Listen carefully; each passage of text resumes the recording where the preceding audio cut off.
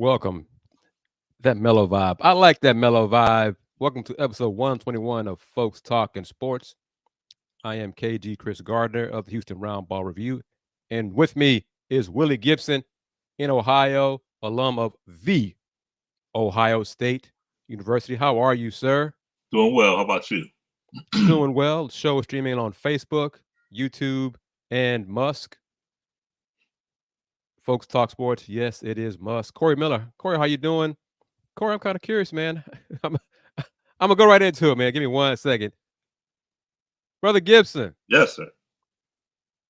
I know, like I said, you are a proud alum of the Ohio State University. Correct. Are you willing to share any thoughts on the national championship game matchup featuring the Washington Huskies versus the team from up north? Yeah. In journalism, we always taught to localize the story. Correct. And you have Michael Penix Jr., former Indiana quarterback from the Big Ten. Kalen DeBoer, former offensive coordinator in Indiana as well. I look for a good game in your city. And I look for Washington to, I want to say cut down the nets, but that's March Madness. But I think Washington wins the game. I really do. I look by 100, like Corey. Corey. By $1 billion. No. No. I don't know scores. I don't do scores. But yeah, I think Washington wins the game. Okay. Well, since you are and Speedy Wolfbear, that's a new name. Welcome to the channel and to the show. Another reason why you are part of the Houston Roundball Review family is your knowledge and insight and your connections. You're a Buckeye. Yeah. There's a certain Buckeye. I think he's going to the playoffs. Yeah, your guy, Coleridge. My guy. So yeah, thoughts on that? Hey, congrats to Coach Ryan, his staff, CJ, as you said. They did it. They did the doggone thing, as they say. Congratulations, but they have they have a formidable opponent coming to the building this weekend. Has it been announced? Because I've been in basketball mode the last 36 hours, man. So I don't know what's going on. Well, yeah, it'll be the Cleveland in Houston, but just time and day has not been announced. That won't be announced till later tonight, maybe midnight, close thereof. But yeah. So the Browns again. So Deshaun is coming. To watch. Deshaun is coming. Stop throwing out there. All right. Well, so that defense is coming too, right? Yeah. Jim Schwartz, #1 defense in the league, is coming. Myles Garrett, potential defensive player of the year as well. So today's game for the Browns, I guess they were locked into their spot. Yeah, it didn't matter. They were locked in at 5. So Stefanski did the smart thing, did the right thing, and sat a great number of guys: Joe Flacco, Myles Garrett, Amari Cooper. I'm thinking about it, Corey. We'll see. I'm thinking about it. I talked to AD about an hour ago. Okay. And discussed some things. So we'll see. Excellent. Because AD did a wrap up Saturday night, available on the Roundball Review YouTube channel on the corner, talking about the Texans' return to the NFL playoffs.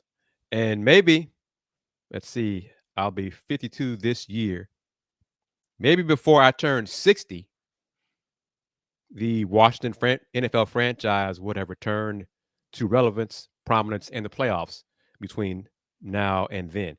And if that point happens, then I will get back into football bigly. Bigly. But until then, I will rely on Brother Gibson and Brother AD Moore for their football insight and knowledge on this platform. I'll talk some college football, obviously, with the Cougs and Coach Fritz. Finally having someone competent in charge of my alma mater. But outside of that, and some Big 12, Coach Prime coming to Big 12, things of that sort. I will dabble, but for the expertise, Willy Gibson, AD Moore will be, and others, provide their knowledge here on the Houston Roundball Review YouTube channel. Off air, you mentioned you saw Wemby today. I did. I was in Cleveland. I think I said, the Spurs were in Cleveland to play the Cavs, and it's pretty interesting. Who won? Sir? Who won? Cleveland, 117-115. Oh, so was it a good game? Did it come down to the wire, or did just the Spurs scored last few minutes?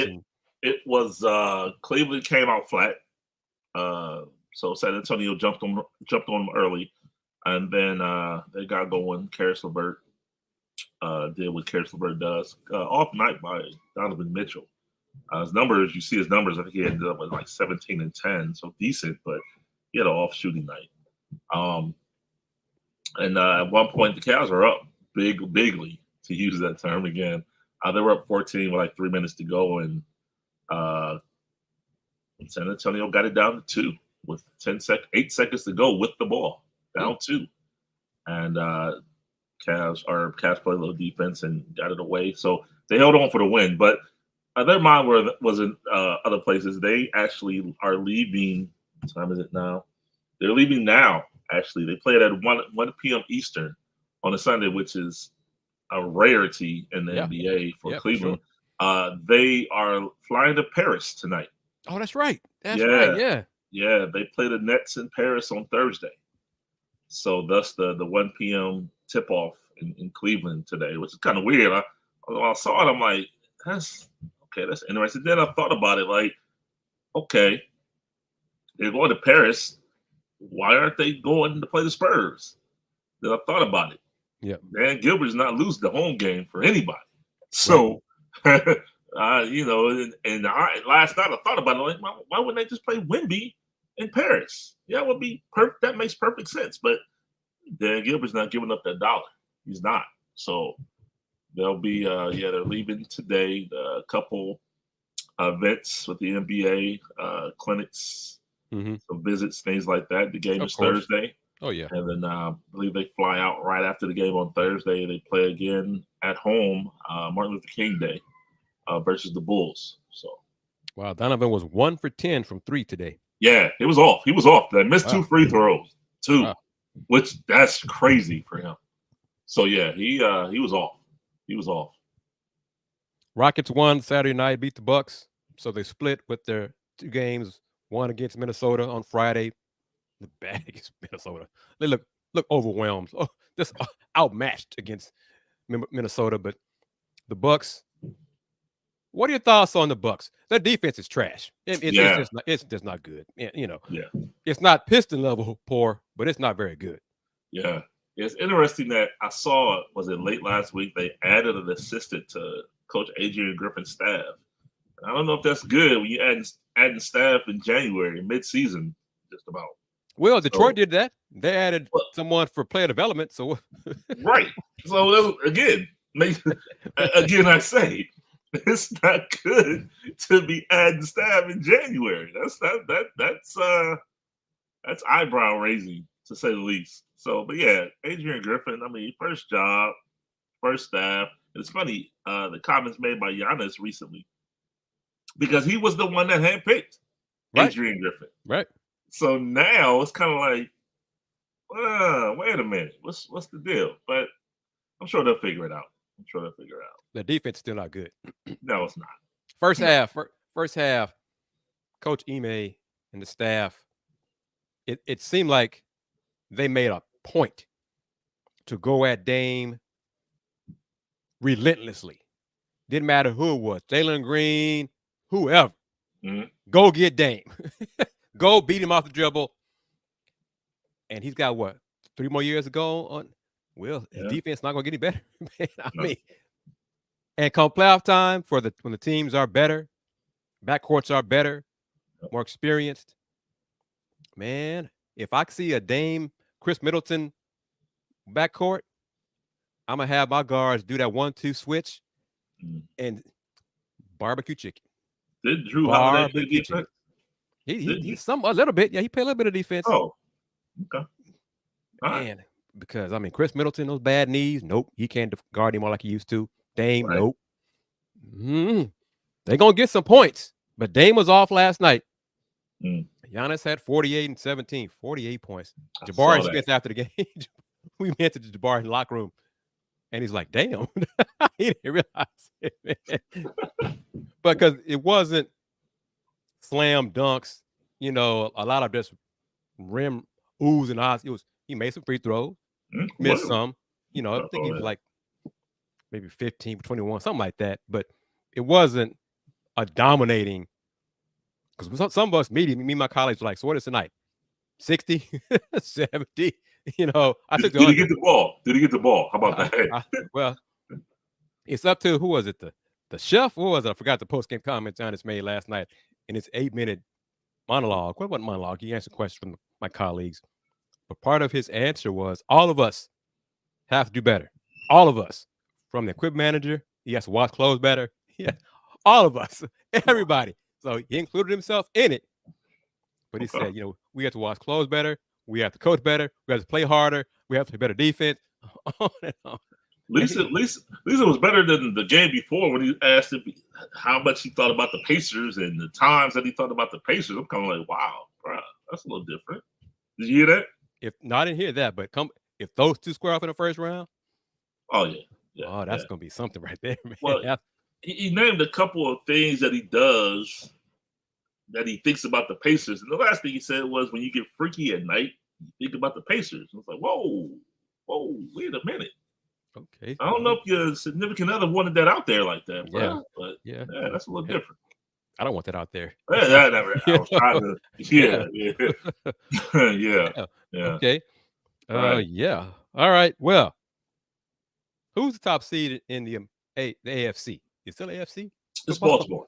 Baltimore. Yeah. Oh, the team that was over the hill or past their better days are the window at close. That team?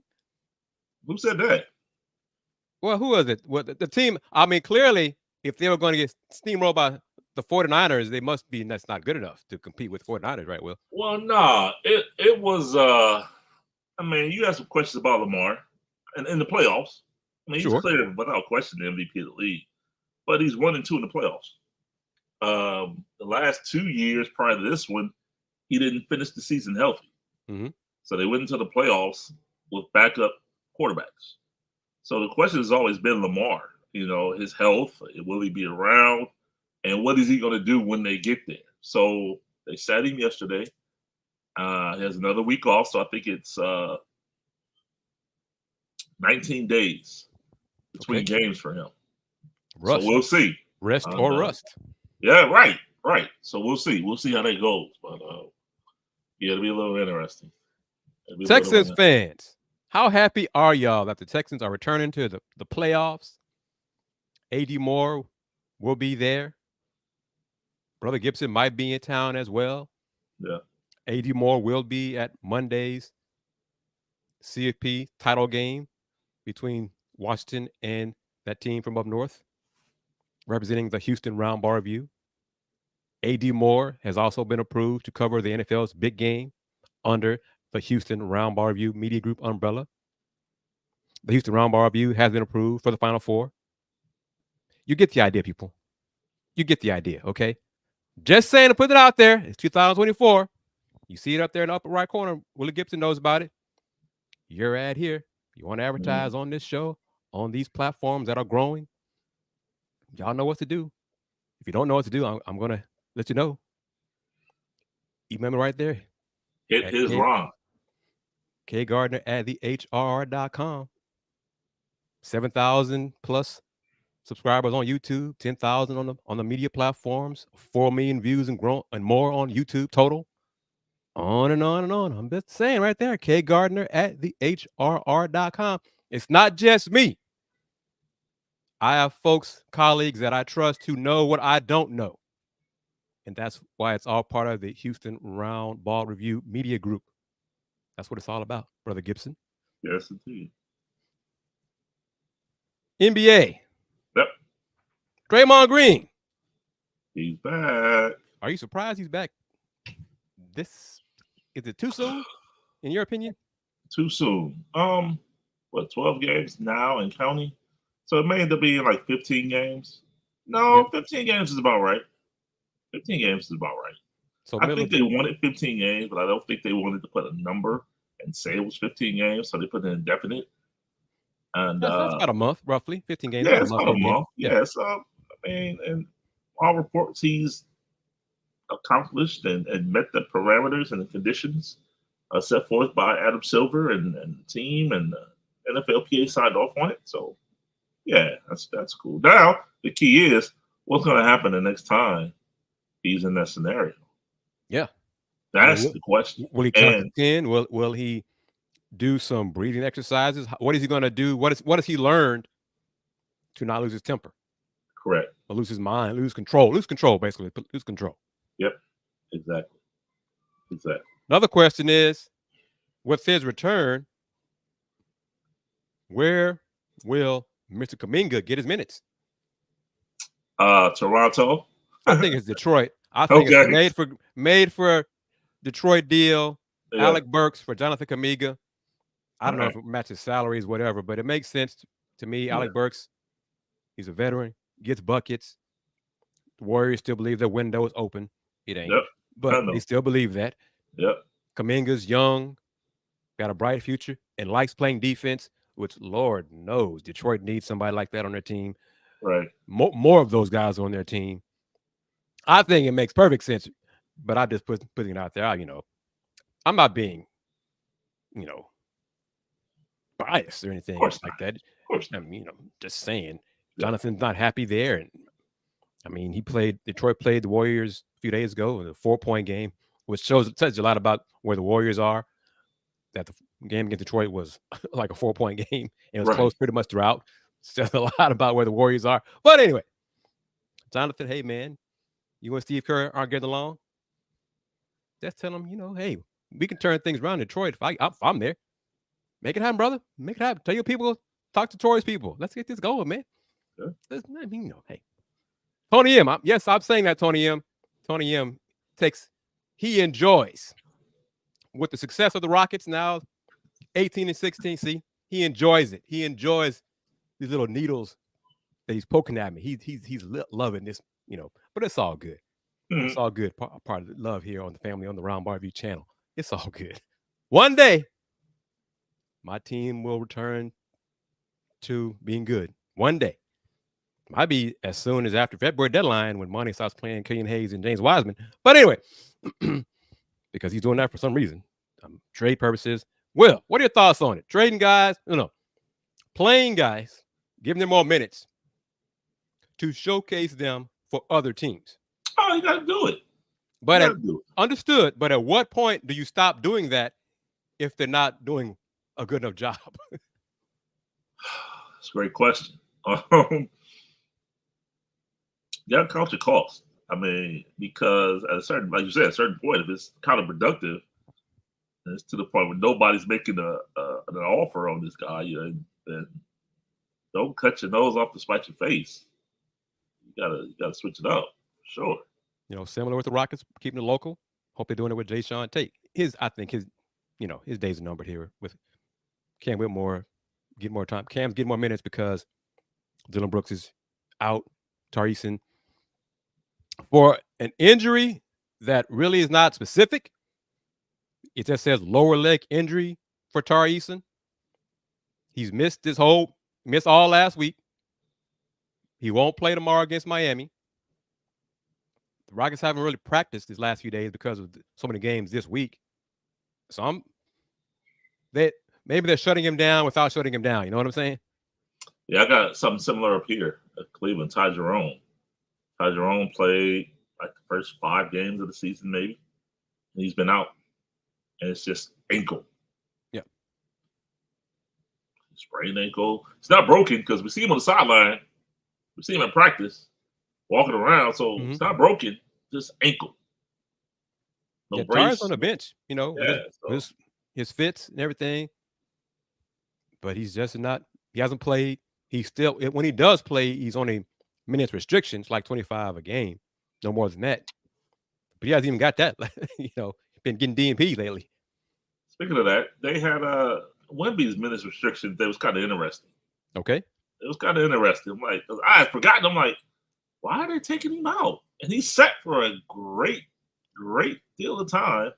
And then I remember post game because he discussed it. Like, oh yeah, he is on a minutes restriction. 20-25. Yeah. I'm like, oh. He had 24, 10, 3, and 5 blocks. Yeah. In his 25 minutes. Yep. Were you impressed? Did he do anything to make it go like, ooh, or damn, or anything like that? His handle. I'm not gonna lie. He had a couple handles where he went behind his back, tried to shake Jared Allen. Mm-hmm. Jared got him. I think Jared went out trying to prove a point because first play of the game they ran for him. He tried to yam on him, and he hit the back iron and bounced the half court. So I'm like, yeah, he was trying to let the young fella know, like, look, man, it's not going down like that. But then he got him. He blocked the shot at the rim. Wemby went up and Jared Allen blocked the shot. And then on the ensuing possession back down, he dunked on him. So yeah, Jared had 29 and 16 today. 29 and 16, yeah. Jared Allen he tried to prove a point. Then they brought Tristan Thompson in, the old wily vet. Mm-hmm. And he kind of let Wemby know a couple times, like, Wemby got a couple calls, and Tristan's like, come on, man. Come on, man. I know what this is, but come on, man. But he sent a couple messages to let him know, like, yo, fella, I'm not new to this. I'm true to this. Yeah, your time is coming, but your time ain't now. Yeah. So it was interesting. Because sometimes you gotta do that. Let these youngsters know, hey, I know your time is coming. Yep. It just is not right now. Yep. As long as I'm right here, you gotta wait. That's all I'm gonna say. How are the Buckeyes doing in hoops? They lost last night to Indiana, 76-71. Right. Yeah, they lost last night to Indiana, so they are 2-2 in the Big Ten, 11-3 overall.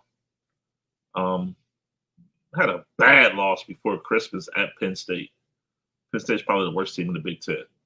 So I don't know if they were looking ahead, trying to get home for Christmas, and they just which happens. Yep. Yeah, but that's a bad loss. And so that's not at Indiana. I mean, Indiana lost Wednesday at Nebraska. So, they on the road at Assembly Hall, it happened. So, they gotta, get ready, watch the film, get ready, flush it, move forward. So Corey. Yeah. Yeah. Well, Penn State, yeah. Yeah. Corey, get you an FTS mug, my man. Get that Folks Talkin Sports mug. Click on that shop button. You too, Tony M. Y'all click on that. Get you some merch, some Roundball Review merch or some FTS merch, and let everybody know. Y'all got to check these guys out, man. They have fun and share knowledge. Yeah. And Cougars, men's hoops. All right. Well, we're not gonna go long tonight. Okay. But I'm gonna be kind of careful how I say this, Brother Gibson, because you know what? You know me. I do. The short time we've known each other, you kind of figured out who I am, how I do things. Yep. UA's women's basketball. First year in the Big 12. All right. They're 0-3, Tony. They're 0-3. They lost yesterday in Waco to Baylor. No shame in that. Baylor's one of the best teams in the country this year. Question. Yes. Speaking of that, how did Yaya Felder do for Baylor? Yeah, let me check. She did not get double figures. Well, did she? Because I am a voter. I think who was Corey mentioned it. I'm doing big things. I'm trying. I'm getting help with people putting out the word for me. I'm a voter for the Big 12 Women's Hoops Player of the Week.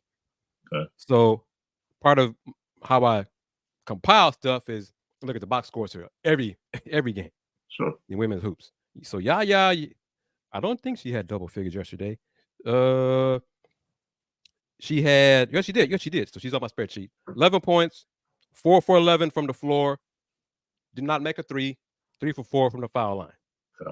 So 22 minutes, 11 points. Okay. Baylor won 87-58, Will. Wow, 29. This comes off the Cougars losing at K-State on Wednesday, 72-38. 72-38. 72-38. Oh, wow. The Cougs scored 14 points in the second half Wednesday at K-State. 9-5. Wow. They shot 5 for 26 in the second half at K-State.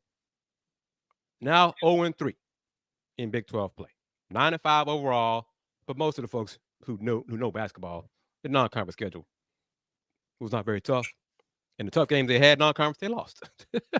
But 0-3 in Big 12, Will. All right. The next game is this Wednesday, the 10th, home against BYU, another newcomer. One of their best chances to win this season in Big 12, I think, will come from the other newcomers in the Big 12 women's side, BYU, UCF, and Cincinnati. Other than that, I don't see them beating anybody else in Big 12. Do they come to Cincinnati? Let me see. I'm not sure they do. Okay. I'm just curious. Because I know the Bearcats come here. Doesn't look like it. Okay. No. I would have gone. I would have been curious. I would have gone to check them out. Because Coach Merriweather is doing some things that you see. And speaking of, this ball's going, Will. Yep. Excuse me. Yep. Coach Merriweather, first year at Cincinnati, correct? Yep. Coach at UCF, second year at UCF. Okay. BYU, second year at BYU. Okay. Tony, Will, yep. Corey, all of y'all watching on Facebook, YouTube, and Musk. What year is this for Coach Huey at Houston?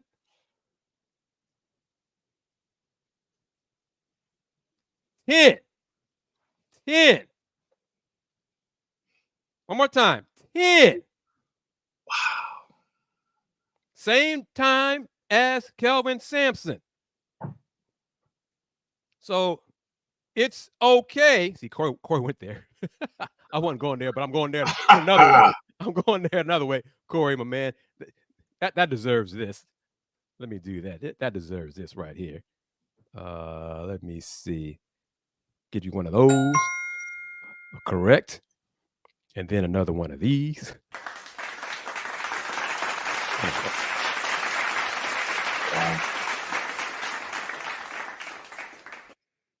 Okay, so see, Miss Wanda, she knows it too. She knows. It's one thing. You follow me long enough, you'll know how long Coach Huey's been at UH. You will know. Okay. So it's understandable for BYU, UCF, Cincinnati to struggle in the first year in a better conference in Big 12 basketball. It's understandable. 1 second year. 10, Will. And Coach Huey has coached in the Big 12 before when he's on staff at Texas. He was on staff at Rutgers. So he's been on staffs of other quote-unquote power programs. Mm-hmm. They're 0-3, Will. They haven't looked good in the last 2 games. And you say, what is it, Kris? What is it? What is it? The simple thing, if I just want the administrators to do at Houston, look down the hall of the same building where women's basketball resides. Because, Will, Coach Sampson has been in the Big 12 before when it was Big 8 and then Big 12. Their first game in the Big 10 was yesterday. Ask West Virginia if the Cougars are ready for the Big 12. I heard. 34 yesterday. 89-55. Interim coach Josh Eilert said after the game, it was a very impressive performance defensively. And the Cougars were one of the best teams defensively he's seen in the Big 12 in his years in the Big 12. Wow. So it can be done. It's being done. I'm going to tie it all together. It's not the same level, but you get where I'm going. Rice, women's basketball, won on the road today at SMU. I think Houston's off at SMU when they were in the American. So I'm putting it out there too. Rice, women's basketball. Miss Wanda, Corey, Tony, Willie, everybody else watching us on Musk, YouTube, Facebook, is now 2-0 in the American. Their first year, Will, in the American. Yep. Third-year head coach. Her first year in the American. So, as Corey said right here, it can be done. There's no reason the basketball program shouldn't be the standard here. In all sports, talk about men's hoops, UH should be competing, winning championships. And Will, didn't they say it? You've heard us say it. The president said, we expect to compete for championships in the Big 12. Yep. Coach Huey said, I think I've seen you clips, that they were ready to compete this year in the Big 12. Yes, you did. Even though anybody in basketball sense knew that was not going to happen. But he said it. So he put it out there himself. He raised the bar for those expectations. And you know, and let me be clear. I'm not expecting to beat Kansas State or Baylor. Be competitive, though. Be competitive, not lose by a combined 73. Wow. Home against BYU. They got to win. They should win because BYU, matchup-wise, they don't have the athletes that Houston supposedly does. But the pressure defense does cause problems for some teams. Their next game this coming Saturday at TCU. Well, no, it's here. Home against TCU. TCU is without their best player. Will be without their best player. Sedona Prince broke a bone in her hand or wrist, something against Baylor a few days ago. So she's going to be out for a while. Okay. I still don't think TCU will lose, even without Sedona. Wow. But after that, West Virginia. That's on the road. I don't see them beating the good teams on the road in conference play. Then they come here, home against Oklahoma. On the road against Texas Tech. Who they already lost Texas Tech at home to start their first game in Big 12 play. Well, if they get 4 to 6 wins this year in conference play, anything more than that, I'll be shocked. 4 to 6. It's an 18-game league schedule. So that's either 6-12 or 4-14. 10 years, Will. 10 years. Typically not this dude, but I got to ask. Yes. How many years left on this deal? 2? Well, no. Because end of last year, everybody thought he was gone. Remember who everybody's watching the show. Remember, I mentioned coaching colleagues, coaches I know, thought he'd be fired last year. Yep.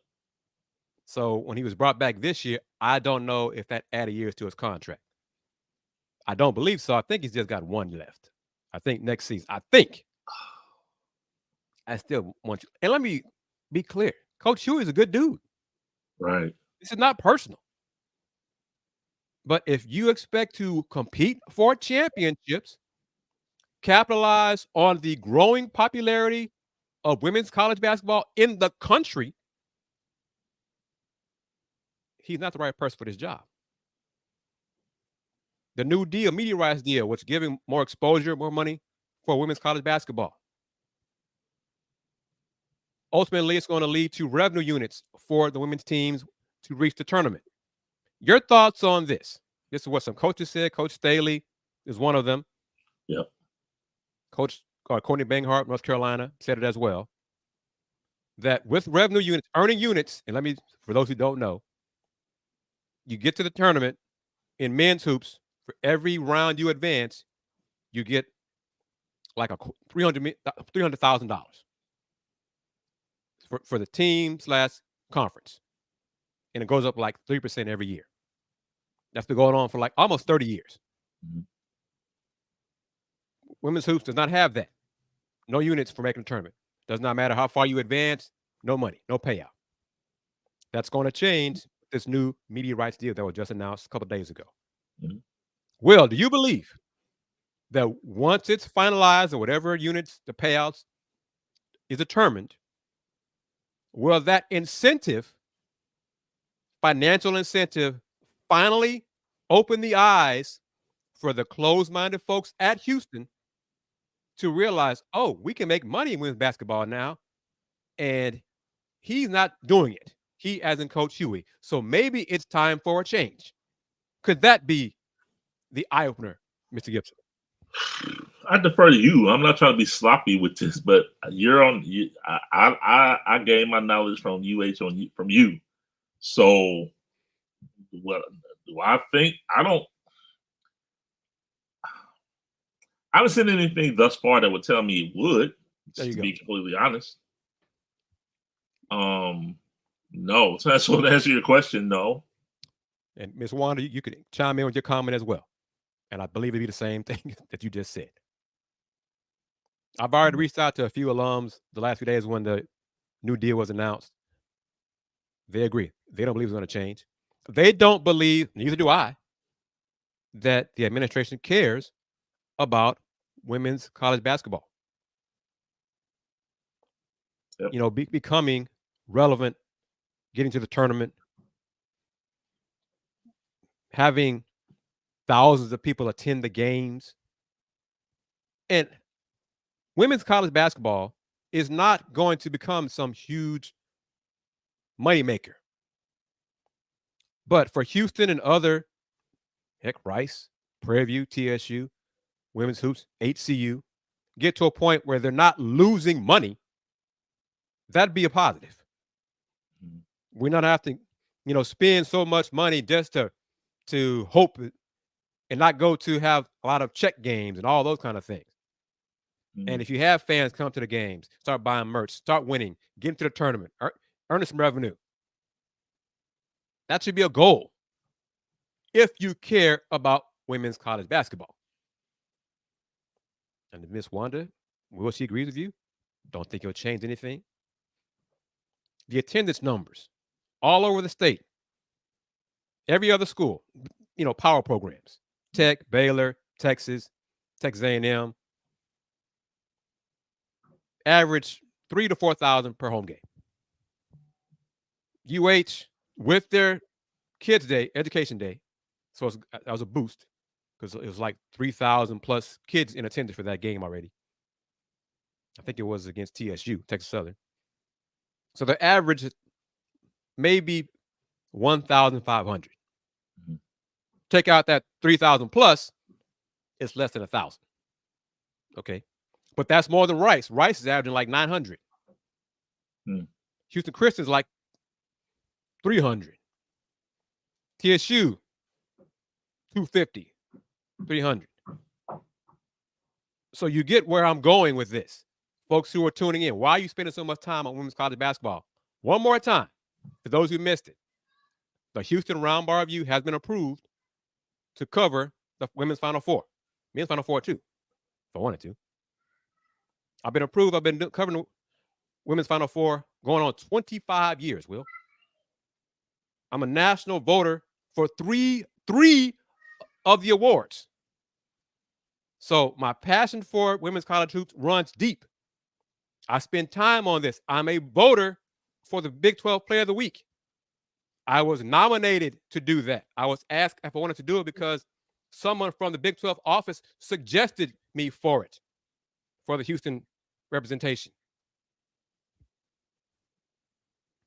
So my passion for this runs deep. So to see my alma mater, women's hoops, 10 years, Will. Yep. 10. What is it going to take? And I'll keep covering them. I'll be there Wednesday for the Battle of the Cougars between BYU and Houston. I'll be there. Chances are I might be the only media person there covering the game, but I will be there. Wow. 10 years. What is it going to take? I don't understand what's going to take. One day, hopefully, it'll change. I don't know what's going to make it change, but one day, I don't have Tillman's ear. I know Tillman's is about business. Understand that.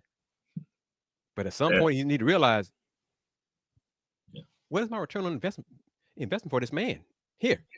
It's been 10 years. 10 years. Yep. Closing moments of the show. What would you like to share, Brother Gibson? You don't want to give a score on the game tomorrow, but what do you want to close it out with?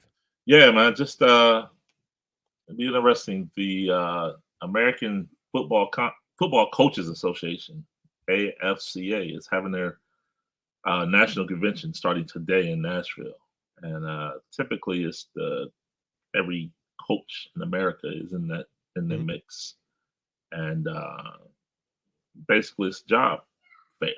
Okay, yep, if you will, job interview. Ryan Day is in the building, Corey, and suffice to say, all offensive coaches in Nashville this week may want to get an appointment with Ryan Day. I'll just leave that there. Including the gentleman who used to coach at Houston, Will? The offensive genius, the guru? Save him. Outside of that, you said that, Corey. I didn't say that. But I'll just say that if you're an offensive coach, save the former coach of the Houston Cougars. You may want to get some time with Ryan Day this week in Nashville. Because one of my buddies sent me an article last night that former coach of the Cougars may be hired at Nebraska for the offensive. Phenomenal. I have no idea why. I don't know. Phenomenal. That would be great. That would probably just. How long has it been since Nebraska made a bowl game? A while. Great while. I don't see why that would change. But right. But hey, good luck to him, because when he does land another job, that will reduce what Houston owes him in the payout, in the buyout. So, yeah. Hey, that's real talk. No ill will toward him. But I'll say this. Yesterday at the UH men's basketball game, great crowd. There's about 3 rows. 1, 2, 3, 3 rows, and a few rows in front of where I sit, where our media sits. Coach Fritz and some of his coaching staff was there. Will, they had recruits. All 3 rows. All 3 rows. Oh, can I say? Go ahead. I saw your tweet. Go ahead, say it. Go ahead. Yeah. Because you do. Yeah. Speaking of recruits, Devin Sanchez, the class of 25 #1 corner in the country out of Houston North Shore. Houston North Shore committed to the Ohio State University yesterday at the All-American game in San Antonio, All-American Bowl in San Antonio. I need my Houston people to chime in on North Shore is a football factory, man. Yeah, they've been good a long time. Yeah, I need my Houston people to chime in on that, because I've seen him around. He's been here quite a bit. He was here for summer camp. His parents were here. He has a great relationship with cornerbacks coach Tim Walton. Tim Walton is quietly becoming a top-notch recruiter across the country when it comes to DBs. And Devin Sanchez is the latest. Class of 25, so it won't be here until next year. But I like that. I like that, Corey. I like that. Cool. Very good. Ms. Wanda says, okay, back to this real quick. Analyze what? What could he analyze? Yeah, okay, that makes sense. What happens typically is, because college football staffs, you can only have 10 assistant coaches, but you can hire analysts. So what typically coaches do is they hire former head coaches, like, for example, at Ohio State, Ryan Day's analysts are Paul Rhodes from Iowa State and Joe Philbin from the former offensive coordinator in the Miami Dolphins, head coach of the Miami Dolphins, offensive coordinator of the Packers. So they don't count necessarily as one of your 10 staff positions, but they're analysts. So they don't have game day responsibilities. They basically hang around the building. They are sounding ear. Still getting paid though, right? Oh, yeah. So still going to cut down on what Houston owes him. So that's all I care about. Good luck to him. Yeah. Yep. But good luck to, you said Sanchez, his young man's last name? Devin Sanchez. Good luck to him. Yep. At some point, hopefully, Coach Fritz and the staff will start plugging some of those North Shore guys. Because like I said, that's a football factory there. I mean, it has been for a long, long time. Okay. But on another note, this is another example of the job Coach Kelvin Sampson is doing and his staff is doing. Last Saturday, the Cougs game against Penn. Penn. Right. On an unofficial visit, that young man, his name is Caleb Holt, class of 2026, third ranked in the country, visited. He's from the state of Alabama. So I'd be shocked if Bama or Auburn let him leave. You know what I mean by that? Without question. But the fact that he's about 6'4", 6'5", third best in the country, class of 20. That's sophomore, right? Well, sophomore. Yeah. 26. Yeah. Came on a visit. Shows you the growth, respect of the Houston Cougars on a national platform. And don't get it twisted. The staff has its eyes on the cream of the crop in the Houston area too. And you might see some of those names when I, as a member of the Guy V. Lewis Award, announced the 25 watch list in a few, probably 10 days or so. You might see some of those names who maybe later on this year, one of them might win the award. I don't know where they're going to go because high school hoops is not my area. Right. I do the press releases for the organization, and I rely on my buddies who know that, yeah, he's legit, blah, blah, blah. And then if they tell me, oh, he's committed to Houston. Oh, okay. Then I'll follow him once he becomes a Cougar. But until then, it's a bunch of names to me. Right. But there are a handful of them who are top 25 finalists. Some of them be top 10, who the Cougars are looking at. Okay. So I'm just putting it out there too, Miss Wanda, Corey, etc. So it all ties together. See, that's why Brother Gibson is on the show, because Houston area kids do commit to the Ohio State. He can talk about that as well here on Folks Talkin Sports. You can follow us on YouTube at the Roundball Review channel. Start to subscribe to the Folks Talkin Sports channel on YouTube. That's going to grow eventually. The Folks Talk Sports on Musk. I'll keep it will. We'll get people. It's good for the eyeballs, for the advertisers to branch out and have the demographics, all those things as well. Yep. But my man, you got it. We're going to close it out. It's your world. Willy Gibson. Appreciate you as always, KG. You can always find me on social media as the Crawl States on X at Will Gibson 7, Facebook, IG, and Threads. Will Know Sports. And y'all know, if you're listening to us on the audio platforms, I am KG here, Musk at the HRR, the HR Review, everything else, IG, Spottable, Threads, and TikTok, Houston Roundball Review. Follow me on those more and more, because that's where I'm doing more updates, providing more content on those platforms. It's easier to do for me. This has been a great show. Corey, thank you very much for your comments, your info, your insight. Miss Wanda as well. Brother Gibson as well. Everybody.